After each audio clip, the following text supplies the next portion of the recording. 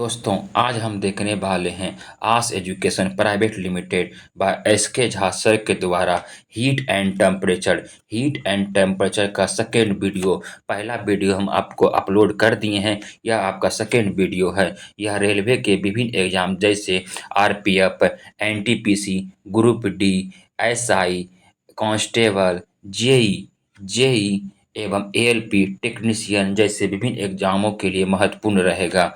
यदि आप इसका पीडीएफ लेना चाहते हैं, टेलीग्राम चैनल को ज्वाइन कर लें। टेलीग्राम चैनल का लिंक वीडियो के डिस्क्रिप्शन बॉक्स में दिया गया है। आइए दोस्तों, क्वेश्चन नंबर 1 देखते हैं।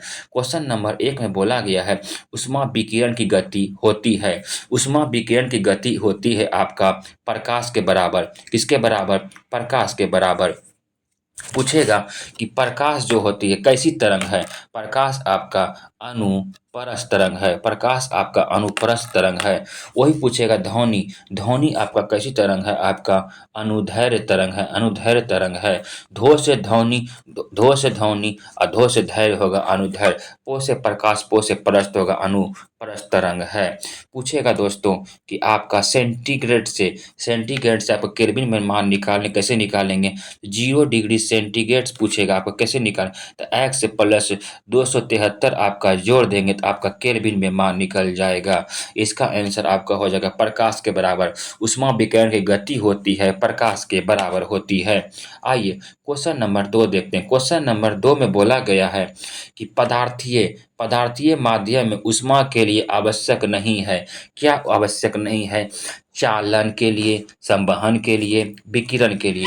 आपका विकिरण के लिए नहीं है। पदार्थीय माध्यम में ऊष्मा के लिए आवश्यक आपका नहीं है, विकिरण के लिए नहीं है। विकिरण के लिए आपका होता है सूर्य भट्टी की ऊष्मा। सूर्य भट्टी का ऊष्मा होता है सूर्य आपका, और एक होता है भट्टी का ऊष्मा होता है। चालन आपका ध्वनि के लिए मध्य होता है। ध्वनि के माध्यम में करता आपका। इसकी कण की गति नहीं होती है। चालन में कण की गति नहीं होती। वही संवहन में आपका कण की गति होती। संवहन में आपका कण की गति होती है। आइए क्वेश्चन नंबर नेक्स्ट देखते हैं। क्वेश्चन नंबर नेक्स्ट में बोला गया है आपका क्या? क्वेश्चन नंबर नेक्स्ट में है कि गर्मी के मौसम में पंखा चलाने से राहत अनुभव होता है। क्यों? क्यों होता है आपका? क्योंकि पंखे की हवा से हमारा पसीना तेजी से वाष्प बनकर उड़ जाता है। पंखे की हवा से हमारा पसीना तेजी से वाष्प बनकर उड़ जाता है। क्वेश्चन नंबर आपका 4 देखते हैं। पूर्ण विकिरण आपका पायरोमीटर से किस सिद्धांत पर आधारित है? किस सिद्धांत पर आपका आधारित है? आपका स्टीफन के नियम पर। स्टीफन के आपका नियम पर होता है। आपका ई प्रोपोर्शनल टी पर पावर 4 होता है। वही ई क्या है आपका? तो ई होता है आपका विकिरण होता है। क्या है आपका? विकिरण होता है आपका। टी होता है आपका परम ताप होता है। पैरोमीटर या उच्च ताप मापी आपका कितना नापता है? या उच्च ताप को नापता है। उच्च ताप मापी या पैरोमीटर किस ताप को नापता है? या उच्च ताप को मापता है। और 800 डिग्री सेंटीग्रेड से अधिक, 800 डिग्री सेंटीग्रेड से अधिक नापता है। आइए सीबेक का प्रभाव है आपका। सीबेक का प्रभाव थर्मोकपल्स या ताप युग पर को नापता है। ताप युग के प्रभाव पर आधारित है आपका। नेक्स्ट क्वेश्चन, क्वेश्चन नंबर आपका 5।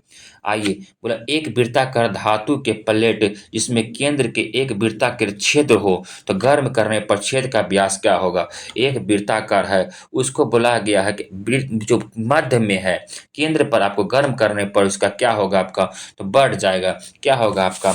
बढ़ जाता है। नेक्स्ट क्वेश्चन, क्वेश्चन नंबर 6 बोला गया है, किसी वस्तु का ताप किसका सूचक है? किसी वस्तु का ताप किसका सूचक है? इसके अणुओं के औसत के गतिज ऊर्जा का, इसके अणुओं के औसत का गतिज ऊर्जा का होता है। दोस्तों, यदि आप इसका पीडीएफ चाहते हैं, टेलीग्राम चैनल को ज्वाइन कर ले। टेलीग्राम चैनल का लिंक वीडियो के डिस्क्रिप्शन बॉक्स में दिया गया है। अवश्य टेलीग्राम चैनल को आप ज्वाइन कर लें। बोला गया क्वेश्चन नंबर 7, 100 डिग्री सेंटीग्रेड पर वाष्प पानी की तुलना ज्यादा तीव्र ज्वलनशील होता है। कहाँ पे होता है? बोला गया है 100 डिग्री सेंटीग्रेड पर वाष्प पानी की तुलना में ज़्यादा तीव्र ज्वलनशील होता है आपका। कहाँ होगा आपका? अगर गुप्त ऊष्मा जहाँ रहेगा वाष्प, बोला गया है वाष्प अधिक गुप्त ऊष्मा को प्रस्तुत करता है। वाष्प अधिक गुप्त ऊष्मा को प्रस्तुत क्या करता है? प्रस्तुत करता है। पूछेगा कि बर्फ से पानी, पानी से जल वाष्प बनता है, उसे क्या कहते हैं? ऊष्मा क्षेपीय अभिक्रिया कहते हैं या ऊष्माशोषी अभिक्रिया कहते हैं। तो आपको ऊष्माशोषी अभिक्रिया कहते हैं। वही जल वाष्प से पानी, पानी से बर्फ बनेगा तब ऊष्माक्षेपी अभिक्रिया, ऊष्माक्षेपी अभिक्रिया होता है। आइए नेक्स्ट क्वेश्चन देखते हैं। क्वेश्चन नंबर है आपका 8 है कि किसी जल की सतह पर पानी बस वाली है। किसी जल की सतह पर पानी बस जमने ही वाला है। तो झील के आपका झील के अंतःस्थल झील के आपका अंतःस्थल का तापमान आपका क्या होगा? तापमान क्या होगा आपका? 4 डिग्री सेंटीग्रेड होगा। 4 डिग्री सेंटीग्रेड होता है। पूछेगा खाद्य पदार्थों को सुरक्षित रखा जाता है कितना डिग्री सेंटीग्रेड पर? आपका 4 डिग्री सेंटीग्रेड पे रखा जाता है। आइए इसका आंसर आपका हो जाएगा D. Next question, question number आपका 9 है। बोला गया किस तापमान पर पानी, तरल, ठोस दोनों ही स्थितियों में विद्यमान होता है। दोनों स्थिति में आपका विद्यमान होगा आपका 0 डिग्री सेंटीग्रेड, 0 डिग्री सेंटीग्रेड या 0.1 डिग्री सेंटीग्रेड भी आप कह सकते हैं। इसमें जल अपनी तीनों अवस्था में नहीं बदलता है। जल अपनी तीनों अवस्था में नहीं बदलता है। जल अपनी तीनों अवस्था में नहीं बदलता। 100 डिग्री सेंटीग्रेड पर आपका जल वाष्प बन जाता है। परम शून्य ताप वह ताप है जिस पर क्या होता है? आपका आणविक गति रुक जाती है। आणविक गति आपका रुक जाती है। परम शून्य ताप होता कितना है आपका? तो 0 डिग्री केल्विन, 0 डिग्री केल्विन या -273 डिग्री सेंटीग्रेड या -273 डिग्री आपका सेंटीग्रेड होता है। परम शून्य ताप गैस की गतिज ऊर्जा में शून्य होता है या गैस से ठोस में होता है। तो परम शून्य ताप होता है 0 डिग्री केल्विन या -273 डिग्री सेंटीग्रेड पे होगा।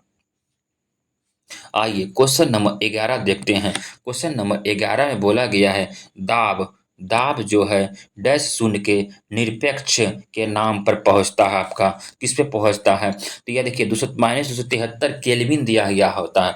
यहाँ रहता -273 डिग्री सेंटीग्रेड रहता तो मार सकते थे। लेकिन बोला गया दाब शून्य निरपेक्ष के मान पर पहुंचता है कब? जब तंत्र की आणविक गति शून्य होती, जब तंत्र की आणविक गति आपका शून्य होती है। कितना होगा? 0 डिग्री केल्विन या -273 डिग्री सेंटीग्रेड होता है। क्या होता है? परम शून्य ताप। आइए क्वेश्चन नंबर 12 देखते हैं। पानी का क्वथनांक क्या होता है? पानी का क्वथनांक बोला गया है 212 डिग्री सेंटीग्रेड होगा आपका। 212 डिग्री आपका सेंटीग्रेड या 373 केल्विन, 373 केल्विन होता है आपका। आइए निकाल देते हैं।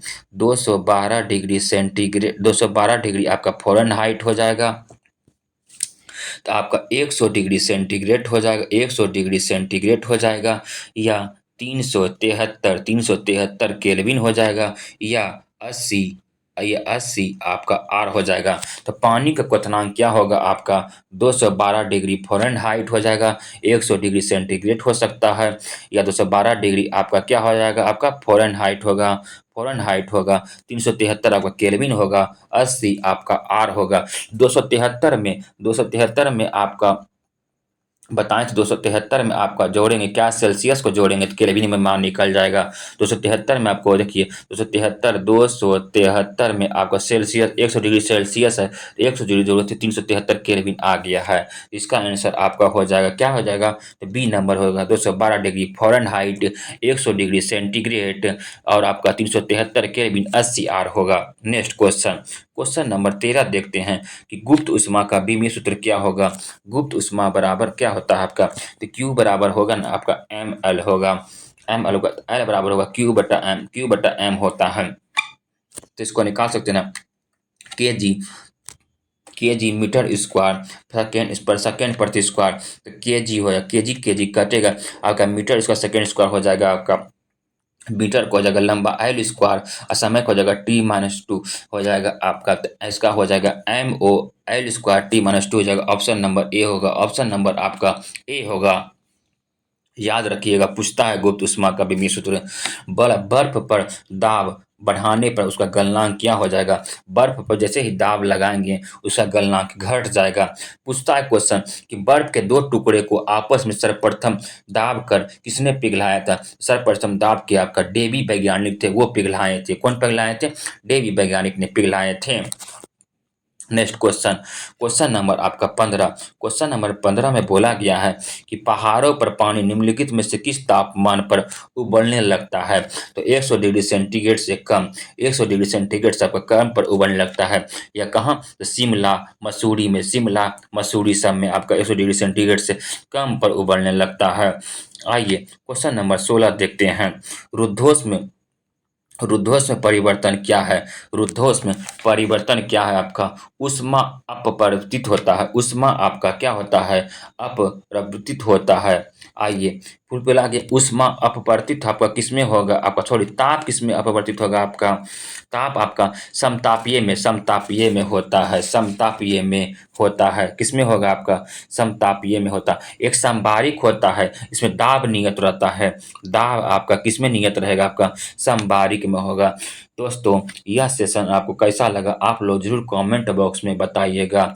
यदि आप इसका पीडीएफ लेना चाहते हैं, टेलीग्राम चैनल को ज्वाइन कर सकते हैं। टेलीग्राम चैनल का लिंक वीडियो के डिस्क्रिप्शन बॉक्स में दिया गया है। यदि यह सेशन आपको अच्छा लगे तो लाइक, कमेंट, सब्सक्राइब जरूर करें और अपने एक दोस्तों को शेयर जरूर करें। हीट एंड टेम्परेचर का एक पहले भी वीडियो आपका थ्योरी वाला हम अपलोड कर दिए हैं, आप लोग जरूर देखिएगा। धन्यवाद दोस्तों।